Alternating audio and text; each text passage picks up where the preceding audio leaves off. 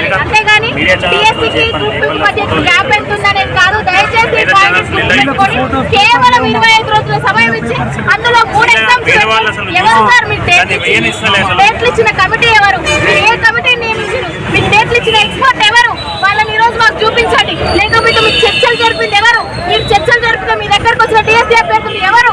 మీకు మిస్గైడ్ చేస్తా ఉన్నారు. ఇప్పటికీ చెప్తా ఉన్నా, కాంగ్రెస్ పార్టీ కొంతమంది నేతలతో నష్టపోతుంది, నష్టపోతుందని కూడా మేము హెచ్చరిస్తా ఉన్నాం. ఎందుకంటే ఇప్పటికీ మీకు వాళ్ళు చీడ పురుగులాగా పట్టుకొని ఉన్నారు. మిమ్మల్ని చాలా మిస్గైడ్ చేస్తా ఉన్నారు. గ్రౌండ్ లెవెల్కి వచ్చి మీరు ఆలోచించండి. మీకు ఇంటెలిజెన్స్ రిపోర్ట్ వస్తా ఉంది, మీకు న్యాయ నిపుణుల కమిటీ రిపోర్ట్ వస్తా ఉంది, మీకు ప్రొఫెసర్లు కూడా చెప్తా ఉన్నారు. ఇదే మీ వడ్డమూలి స్కూళ్ళలో అయితే మీ తీర్మానం వల్ల ఎగ్జిట్ పోల్ పెడితే 84% మంది వాయిదా వేయాలన్నారు. మరి మీ ఎమ్మెల్సీ బీఆర్ఎస్ వాళ్ళు కొనుక్కున్నారా? మీ ఎమ్మెల్సీని మీరు రోజుకు ఒక ఎమ్మెల్యేని తీసుకొచ్చుకుంటున్నారా? వాళ్ళని అడగండి. మీకు కాదు చదువురాలను. దయచేసి చాలా పద్ధతిగా మాట్లాడండి. మీరు ఎవరెవరికో లింకులు పెట్టద్దు. నిరుద్యోగులందరూ నిరుద్యోగులే. దయచేసి ఈ విషయాన్ని గుర్తుపెట్టుకోవాలి. మమ్మల్ని బయట పెడితే అరెస్ట్ చేసేటువంటి నేతృత్వ పాలనకు మీరు ఈ రోజు తెగబడి ఉన్నారు. అంతగానం తెగించొద్దు. దయచేసి అందరూ మేము శాంతియుత నిరసనమే చేస్తా ఉన్నాం.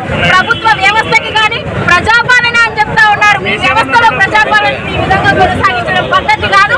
శాంతియుతంగా కూడా మా ఉద్యమాన్ని మేము ఉధృతం చేయడంతో వెనకడుగు వేసేది. దయచేసి మీరు ఇప్పటికైనా మా అభ్యర్థులను మన్నించి వాయిదా వేసేది లేదని చెప్తా ఉన్నారు. స్లాట్ బుక్ అయినా కూడా సెప్టెంబర్ లో మాకు డిఎస్సీ పెట్టండి, అక్టోబర్ లో గ్రూప్ 1 మెయిన్స్ పెట్టండి, డిసెంబర్ లో గ్రూప్ 2 పెట్టుకోండి.